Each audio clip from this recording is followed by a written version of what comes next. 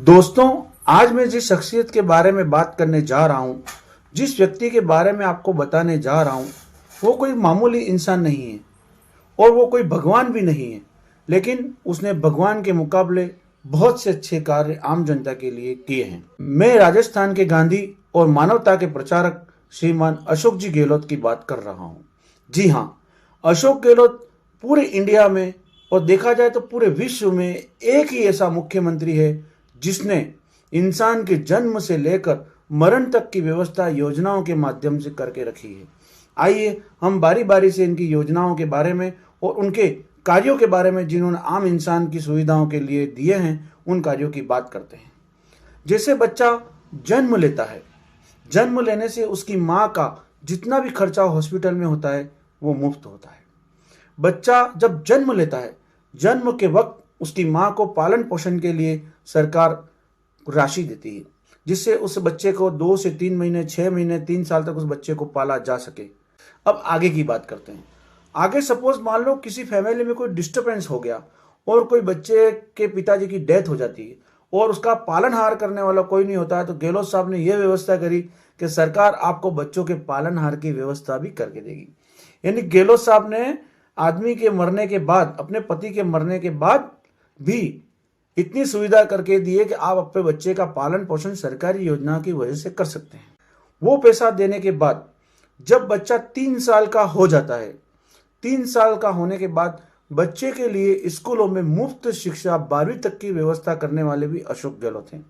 अब आप देखें, बच्चा पैदा हो गया, वहां पर भी इन्होंने खर्चा दे दिया।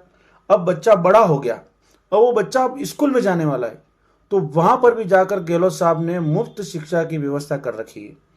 अब बच्चा 3 साल के बाद स्कूल में जाएगा, 12वीं क्लास तक वो फ्री पढ़ेगा और मुफ्त पढ़ने के बाद में भी उसको छात्रवृत्ति की पूरी व्यवस्था है, उसको छोटी मोटी सारी सुविधाओं की पूरी व्यवस्था मुफ्त में है। 12वीं क्लास में जाने के बाद में जब बच्चा 12वीं पास कर लेता है और जैसे ही वो कॉलेज में जाता है, तो कॉलेज में भी उसके लिए छात्रवृत्ति, अनुप्रयुक्त कोचिंग, स्कूटी योजना, ऐसी अनेक योजनाएं हैं जिससे बच्चा कॉलेज की पढ़ाई भी लगभग पूरी मुफ्त में कर लेता है। इसके बाद जो बच्चा कॉलेज पढ़ लेता है, अब सपोज मान लो उसको नौकरी नहीं मिल रही, उसका दुख भी उनको नहीं देखा गया कि बेचारा वो व्यक्ति पढ़ लिख के क्या करेगा। तो फिर उन्होंने एक नई योजना निकाली और उस योजना का नाम था बेरोजगारी भत्ता, कि आप बेरोजगार हैं, सरकार 3,500 रुपये महीना आपको भत्ता देगी, जिससे आप अपने घर का गुजारा और अपने छोटा मोटी अपनी सारी सुविधाओं को पूरा कर सकते हैं।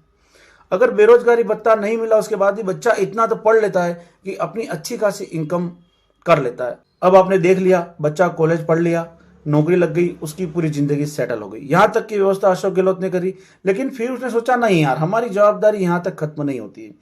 तो फिर उन्होंने सोचा कि कोई व्यक्ति अगर बुजुर्ग हो जाए, उसको कोई खर्चे का पैसा ना दे, उनके बच्चे उनको इज्जत ना दे, तो वो कहाँ जाएगा। तो उन्होंने सामाजिक सुरक्षा पेंशन दी कि एक व्यक्ति को 1,000 रुपया महीना सामाजिक सुरक्षा पेंशन बुजुर्ग व्यक्ति को मिलेगी, चाहे वो घर में 2 हो, चाहे वो घर में 4 हो।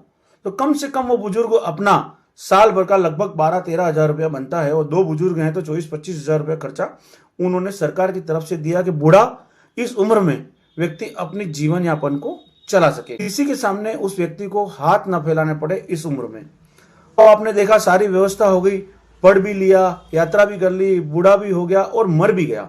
तो मरने के बाद भी उन्होंने एक व्यवस्था की। कोरोना काल के समय आपने देखा होगा कि जो लोग कोरोना काल में मरे, जिन लोगों की मृत्यु कोरोना कारण हुई, तो उन्होंने एक योजना निकाली। आपके परिवार में जो व्यक्ति कोरोना से मरा है, उसकी अस्थि विसर्जन का खर्चा, कफन तक का खर्चा भी राजस्थान सरकार ने दिया।